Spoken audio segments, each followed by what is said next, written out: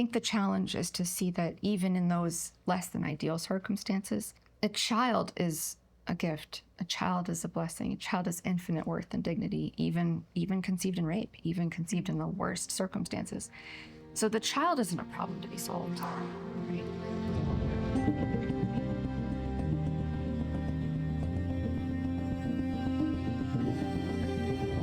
Pakaluk, thank you so much for joining me today and talking with me.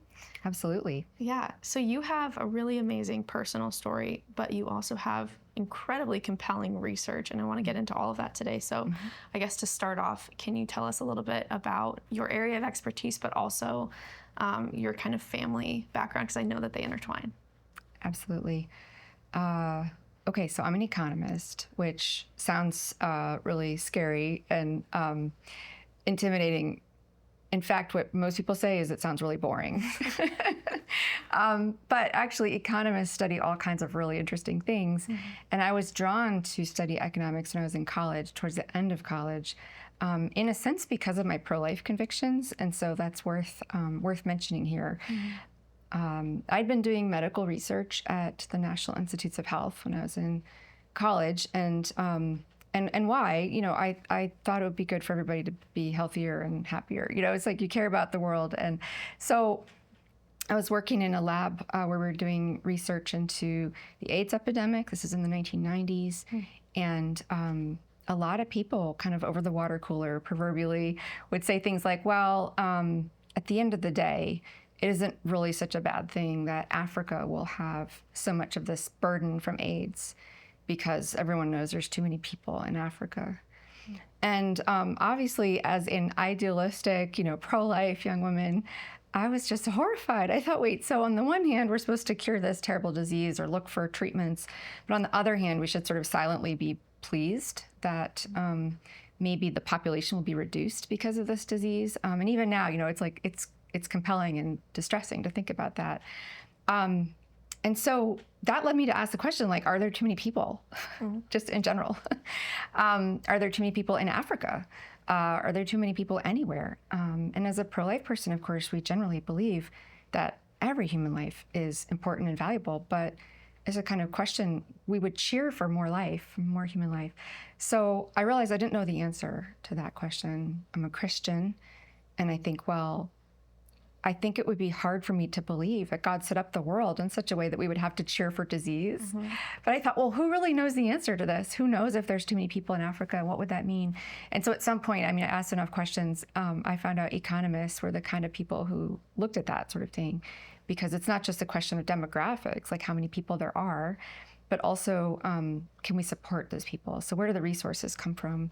What leads places to be wealthy and to be prosperous? Because we want that. We want people to live good lives. And of course, I'd been interested in health, and then I came to realize that actually the single best thing you can do to encourage the development of countries become more healthy is help them get richer.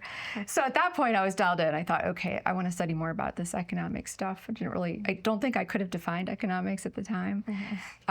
Anyway, so that's what I ended up studying at the end of college, did my graduate training in economics, and then met my husband in the first year of graduate school. And we met in part because we were both studying, we had both gone through graduate school at Harvard together, not at the same time, but sorry, at the same school. We had common friends. And then we discerned marriage, got married, and went on to welcome lots more children together. So that's kind of the thumbnail sketch. Ended up having 6 children while I was still in graduate school, and 2 more squeaked in under the line before I was not able to have more. So we have 8 children altogether. And I've had a really rewarding career combining, my interests in population and human development with these great kids.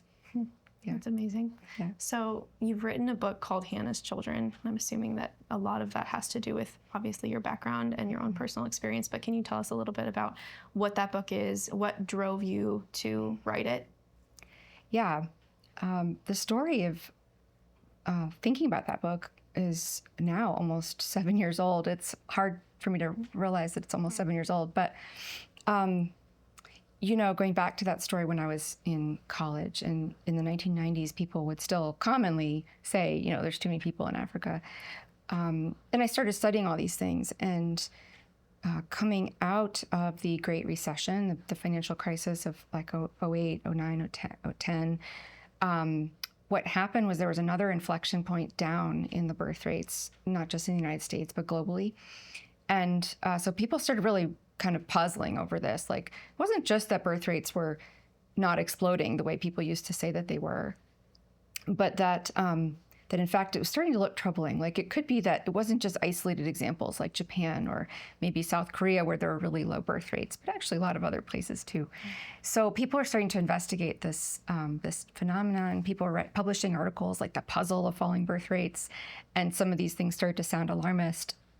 Around the same exact time, countries that were facing really low birth rates started experimenting with more extreme policies to raise the birth rate. So with all of that research and attention to low birth rates, I kind of took an economic approach, which is to ask, why do people choose this, right? So one part of economic thought asks the question about how people make decisions to do things, sort of rational choice. And I started to realize that there were some interesting threads there. So I thought, well, let's just start thinking about who has kids and why. Because if you're going to make a policy, or as a country, you're going to try to pay attention to this sort of problem, you got to know what kind of problem you're solving, right? And so heading into it, I knew, well, okay, it'd be really great to get some data, talk to people. And then I thought, well, I can't talk to everybody at once. In principle, you'd want to talk to all the types of people who don't want children at all, people who want tons of kids, people who are in the middle. And I thought, well, why don't I just start with the group that I belong to? Because I have a special sort of research, we would say kind of an alignment. And that's an interesting principle in a qualitative interviewing, when you talk to people who feel that they're being interviewed by people that aren't like them. So I thought, well, this is interesting. Has anybody gone around and talked to people who have more kids than normal? So kind of the thought was, in a world of low birth rates, kind of who's still having children and why, and to try to put that together in a narrative package. So that's what I did. And the book has been out now for a little over a year. Mm-hmm. Yeah. So can you explain, like, I think to the common person, when you talk about birth rate, it just doesn't sound like it's something that matters that much. It sounds kind of casual, just like how many kids are people having, whatever. But why is the discussion around the birth rate so important? Yeah. Well, there are about sort of three ways that it could begin to impact us, and it already does in some ways. The one that policymakers probably worry most about is sort of the economics of it. People worry about this at the national level because at the local level, if you're thinking, well, like, I don't know, I live in St. Louis and there's, I don't know, we're losing people. They're migrating someplace else, to Chicago, I don't know. You can always sort of like try to bring people back. You can try to make your place. But when we think about nations, people, policymakers worry a lot about our people. And so, countries with low birth rates have spent a lot of time dealing with the problems of immigration, for instance. We know that's become a hot political issue here. But the reason that's sort of downstream from, well, the basic problem is you need to have people who are working. So there's this kind of economic question. So in the United States, for instance, our total population isn't shrinking yet. It will. But our working age population is already shrinking. In other words, we have more people retiring from the labor force in their older years than entering into it at the bottom. And so our working age population is shrinking. So people worry about that, sort of the economic dynamism, like who will take jobs. And I know on the one hand, it sounds like everyone's worried that AI is going to ruin all the jobs. On the other hand, actually, in general, we have jobs that are not filled. We have lots and lots of jobs that are not filled. We have missing workers. And so politicians worry about that. And what that sort of ends up looking like is slower economic growth or stagnation, we would say. If you've ever been to a place where everybody kind of grew up, went to college, and moved away, there are places like that all around the country. And what are they known for? Kind of like things aren't updated. Things feel a little out of fashion. fast food places and restaurants will close because there aren't enough people. So, okay, that's a piece. Second piece is the political one. And this, I kind of touched on this in relation to immigration. So countries that have been at the leading edge of demographic collapse or decline have started to worry that there won't be any of us anymore, right? And I mean, I think there's a way of thinking about this which isn't intensely nationalistic. I mean, it's good to like your heritage and your people, and if you've faced this long enough, you can start to think, well, maybe there won't be any of us anymore, and that presents problems for countries. But I think probably the most important thing, which is universal, is that as the numbers of children per household decline, for a given population size, people have fewer aunts and uncles. They have fewer cousins. They have fewer brothers and sisters. And so what that means is that actually in a deep way, people are more, they're less connected to each other, right? So they go out and they don't, there's no one out there that's related to them, right? Their whole line, in a sense, can just be in their single nuclear family. And that is something that over time, I think, creates a kind of learned or sort of accidental individualism. So I think, I mean, none of this means people should be alarmist about it, but it's not something we've thought a lot about because it's not something we've faced before. Is there an example of a country that has ever reversed a truly declining birth rate? No. That's the short answer. Yes. There's a little bit of debate around that question. There are countries that have gotten very low and then have kind of rebounded a little bit. Hungary would be an example of that.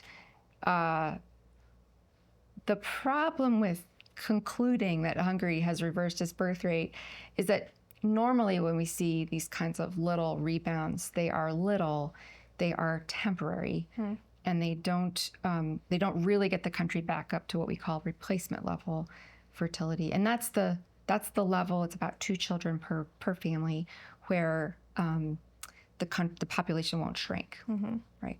So there is no example of a country that has fallen below replacement that has reversed its fertility rate back to above replacement or at or above.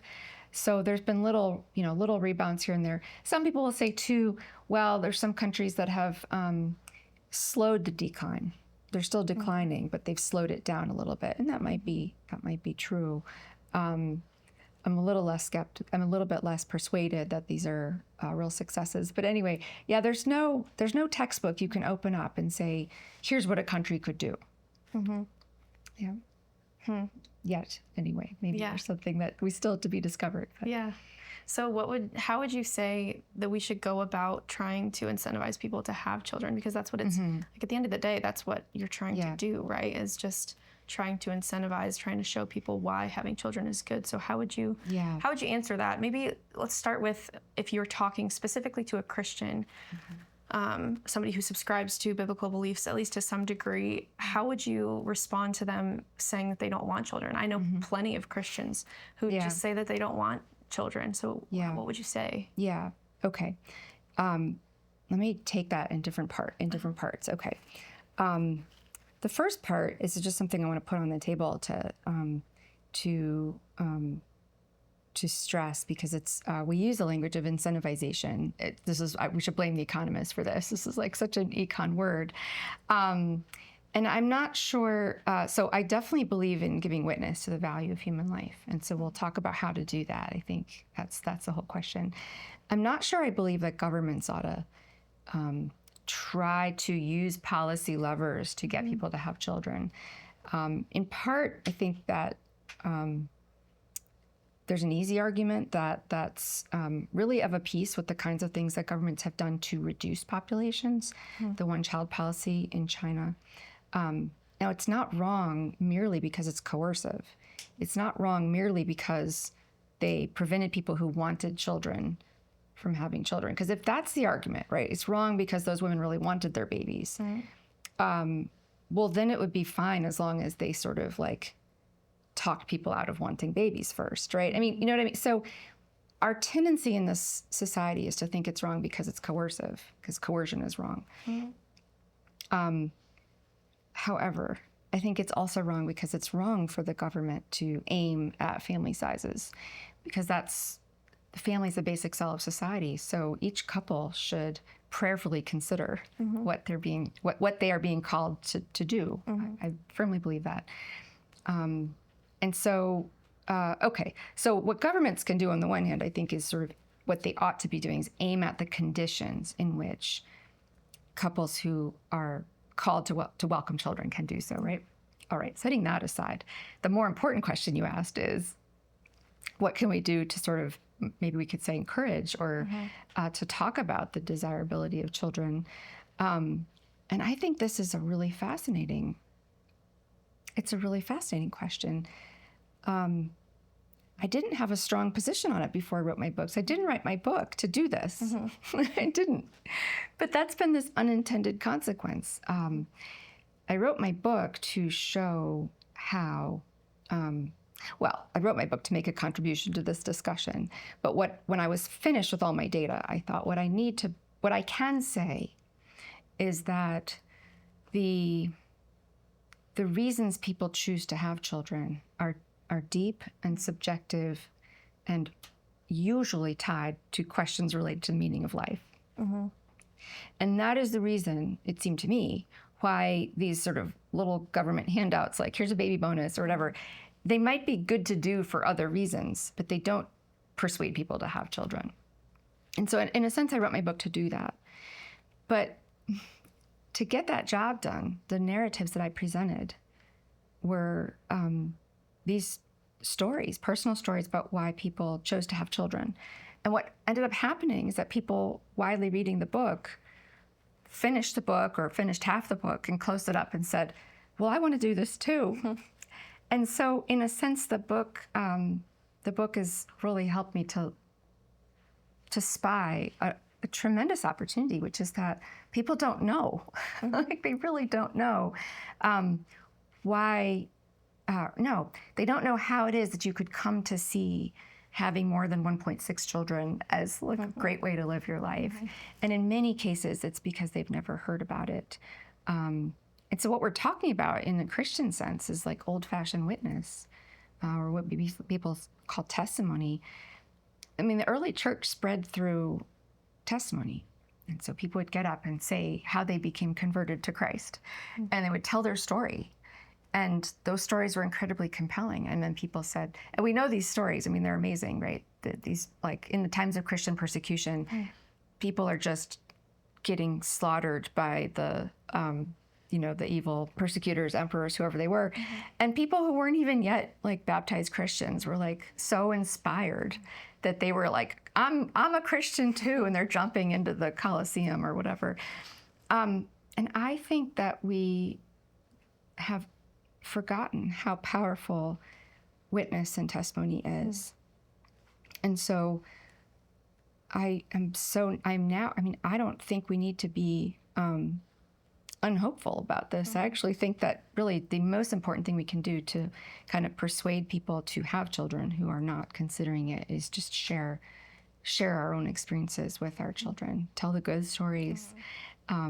Right, and obviously this dominates so much of the antenatal culture, and exactly the type of thing we're pushing back on in the pro-life movement, right, is like, it's not going to ruin your life to have a baby. And so it's, in a sense, it's extending the logic, I think, of what we've done very successfully in the pro-life movement over to this other area, which is kind of how people think about the families that they hope to have. You asked one more thing about people who don't want to have children. And I guess I would say I don't think of myself or my work as in the business of trying to persuade people to have children. Although I do think of myself as having the opportunity to share stories which are beautiful and compelling. And if people are interested and open to reading them, then that's is a very powerful tool. So yeah, so I guess I would just say witness and testimony, which is really to be distinguished from shame, shaming people or judging kind of where they are. Maybe they're not ready. Maybe God isn't calling them to that. And I think we have to have space for that. Yeah. Yeah, totally. Yeah.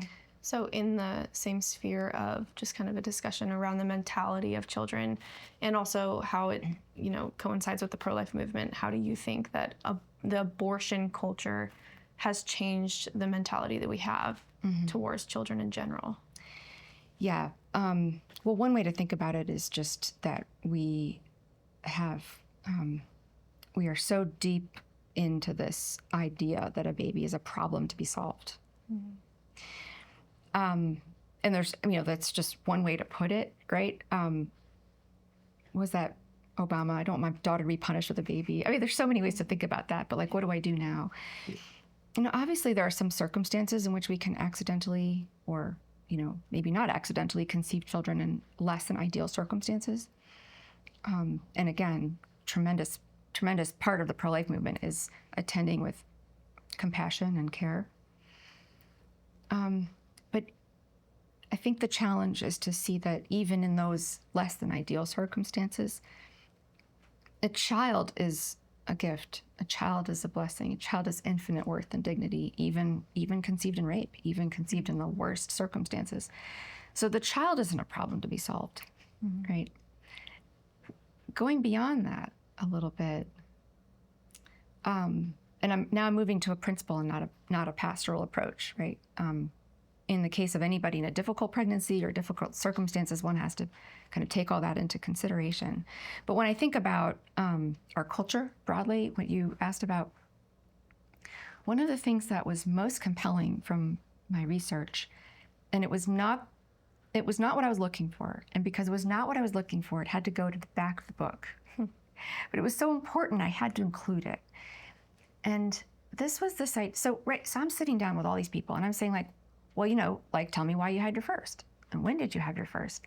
And these are people with a lot of kids. So at some point you're like, and what about your fifth? Or, there's a point for all of these people where they sort of make a very clear decision. Like, I'm going past normal. I don't know, is it 3 or is it 5? And what came out of many of the interviews was that oftentimes the decision to go past normal, or whatever that looks like, was because the couple had an experience where one of the children they'd already had been the solution to a problem. All right, so the abortion mentality is that the child is a problem to be solved, right? What I was hearing from a lot of these interviews and these women was actually they had discovered that the child solved a problem because the child was what? The child's a gift. And that God's providence is so wide and so multifaceted that the very thing we think we can't handle ends up being the thing that we needed to handle whatever was happening in our lives. So one example is this mom that I interviewed in Provo, Utah, and shortly after they had moved to Provo, she conceived a baby, and it wasn't exactly what they expected. But they were really struggling at the time with one of their older children, who was maybe 11 or 12, a son, who was incredibly struggling with a lot of mental health problems, but in particular, very, very extreme anxiety. And she said they had taken him to, he had therapists and medications and all kinds of things, and were really working to help this little guy, thrive. And she said she remembers so clearly getting on her knees and asking God, why did you send us this baby when I'm so occupied trying to help our son? And she said, and I'll speed up the story, but she said, well, the baby came, and actually this baby kind of went into the arms of the older boy that was struggling. And she said, and my son just calmed down. It was like this peace came over him. And she said, at first it seemed like maybe it was just a one-off, but as time passed, it was as if he just needed to hold that baby. And that nothing before this baby came had worked for him. And she said, we were there struggling, thinking that the baby was a problem, or at least it was badly timed and we didn't understand it. But the baby, and I heard half a dozen stories like that out of 50 interviews. And point there is the reason these stories came up in the interviews was because in many cases, this is the reason why people went on to have more children. Because it had happened once, and then they thought, okay, wait, like, who are we to ever question? Like, we should just try to have as many kids as we can. Okay, so that's not for everybody, but back to your question, that's what we're missing, right? So the question I raised in my book, or towards the end of my book, is, are the babies we've disposed of, were they the cure that we needed? This is a very awkward question for a country that has aborted so many infants. So we've got this epidemic of mental health crises, epidemic of anxious kids, and part of it's screens, and part of it's the breakdown of the family. But is part of it that they aren't holding babies in their young adult years? I don't have the data on that, but that's something I'm going to go try to find out. So yeah, I think that's something that I'm grateful I learned, which is that it's not merely enough to say babies aren't a problem to be solved, but babies might be the answer. I love that. That's really beautifully put. What do you think are some of the most prevalent false narratives that people are hearing nowadays regarding, first of all, just having like one child, but then also having a large family? Yes, there are a lot of false narratives. I think one of them that it's just easy to name is that you have to have a lot of money. Yeah. People think you have to have a lot of money just to have one child. And you get these numbers, like it's $500,000, it's $750,000, whatever that looks like. And sometimes it's not money. Sometimes it's also conditions. So I've recently read that a lot of people think you need to have a separate bedroom for each child, or you're not really doing them justice. I was like, wow, that's, our parents and grandparents would have been surprised to know that, right? So I think those financial ones are really big misconceptions. And I think, we tried to cover a few of those in the book, although my book's really more about kind of why would you do this at all? But there's so many stories there from people who are more wealthy, that's fine, but from people who really aren't, and how they make it work. Another misconception, which is important to address, is that having many, or even just one, will kind of like change you forever, and not in a good way. You hear this all the time, right? And in particular for moms, I think the idea that kind of every kid just sort of takes something out of you, and that if that's true, well, how could you possibly have 3 or 4? Because like there won't be anything left at that point. You're like, oh, I'm losing my hair. Well, I'll be bald by that point. Like this basic idea that sort of each child is a subtraction. Now, in principle, there are things that don't get better. So if you have a tough labor, like maybe you'll have some battle scars, and that isn't going to go away. However, on the one hand, people blame on their children or on their births things that are really they're just side effects of getting older. And I think we do this a lot. We blame it on our kids. We're like, well, I put on all this weight. We're like, oh, maybe you did, or maybe it was you and not the babies, that sort of thing. We do this a lot. We blame our kids for things. We blame our kids for our marriages not going well too, by the way. This is something that came up in the data. But I think the most important point is that while in some respects, kids take something out of you, there's also this sort of additive thing where they enrich your life in a way that's really profound and so great. And what is really hard, and obviously a lot of people are facing, is getting older and dealing with all those things that do come with age, and not having this rich home that's just, one of the women I talked to said, like, I'm rich in family, I'm rich in babies. And we would never want to use that to make anyone feel bad. But like, it's okay to talk about how good it is without being, ungracious to people who weren't blessed. But it is a good thing to talk about that richness. And for some reason, it's certainly part of the abortion culture. It has become, we're just used to this other thing, which is like they all take something out of you, and it's a piece of the truth, but it misses all the great stuff, right? Because you're someone's mom now. And even if you just are blessed with one child, that's like a permanent relationship. Yeah. So I think another really interesting aspect of this discussion is the phrase, like, you can have it all. Because before, or I think the progressive movement is maybe you can't have it all in a way that's like you can't have a good career and you can't be a mom at the same time. And then there's like an overcorrection of you absolutely can have it all. But I almost think that that's a little bit unhelpful because it's not like you necessarily can. Like, I think you have a great example. Like your life is a testimony of, like, you have an incredibly beautiful big family and a wonderful career and like so many different achievements and that kind of thing. But do you think that maybe this, like, maybe just the question being like, is the phrase "you can have it all," is it unhelpful? Should we think of it in a different way?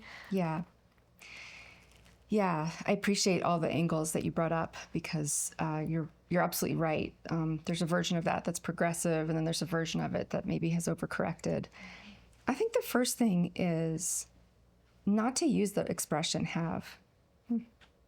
I don't have my children, right? Like some Christian communities will use the language of, like, they're on loan from God, and I'm not sure, that's a little cheesy. I'm not sure I would endorse that language, but I don't think we should think of our families and our work, our professional work, as something that we have. They are both aspects of vocation or of service. And whether our job or our work is maybe the most, like, menial or low level task in society, or very high level, we're a politician or something, we're not having something, we're giving something, right? So that's the first thing. So I think, like, just to sort of move away from that sort of consumerist view of, like, children and your career having it all. I think we want to move away from that. That's the first thing. Because actually, a lot of times, let's say you do pro-life work, it's very important work. It doesn't feel like having it all. It actually feels like this is really hard. It's really hard to be a mom.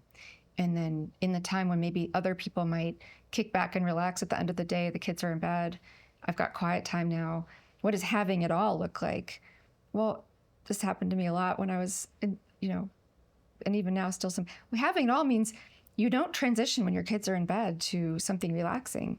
You transition to work, right? So again, that sort of, it's service. And you wouldn't do that. You wouldn't give up 10 years of leisure time after your kids are in bed for the sake of something that you think isn't truly important or valuable. Either supporting your family, if you need to help support your family and their income, or to serve the church or the world. And I think that when I think about all the women that I encounter in my work and other places who are trying to, quote unquote, have it all, a lot of times what we really are looking at is women who are trying to serve in lots of ways, serving at their churches, serving at home. So yeah, that would be one corrective to it. The second one, I think, is just a simple shift of framing. And this I really got from my data. I would say that the women, about a third of the women I interviewed also worked full-time. Maybe another third had part-time work. And I like to put it this way, that they seem to, rather than trying to fit their children around their careers or their work, they knew that their families were more important. And so they just fit their career callings around their families. And I think that just subtle frame shift, I think, solves a lot of problems, right?